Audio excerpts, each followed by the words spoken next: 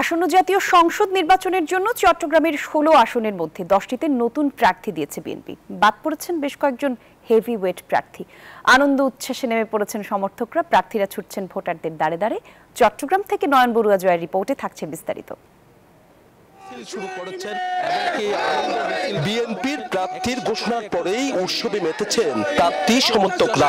আমরা দেখতে পাচ্ছি চট্টগ্রাম ৮ আসনের বিএনপির মনোনীত প্রার্থী এরশাদুল্লাহ সমর্থকদের নিয়ে করেন মিছিল সমাবেশ।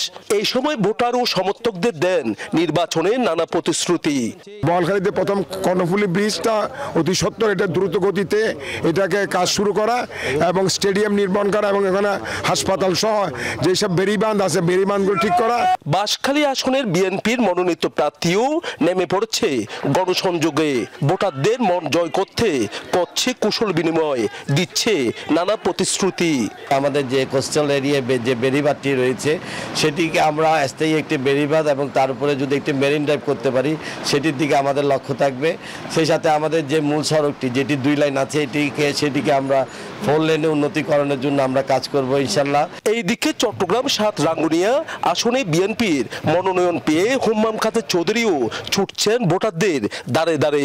এই প্রচারণা শুরু হওয়ার আগে আমাদের প্রথম দায়িত্ব হচ্ছে জিয়াউর রহমান সাহেবের যে মাজারটা আছে রাঙ্গুনিয়াতে, সেখানে গিয়ে আমরা আগে জিয়ারত করব, তারপরে আমরা রাজনীতি শুরু করব। পছন্দের প্রার্থী পেয়ে খুশি সমর্থকরাও।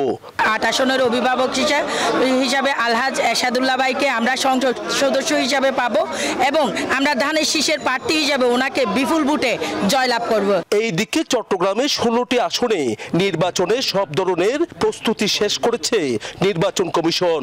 রোডম্যাপ অনুযায়ী যখন যে নির্দেশনা আসছে আমরা সেটার বাস্তবায়ন করছি মাঠ পর্যায়ে। ইতিমধ্যে আমাদের ভোট কেন্দ্র নির্ধারিত হয়ে গেছে।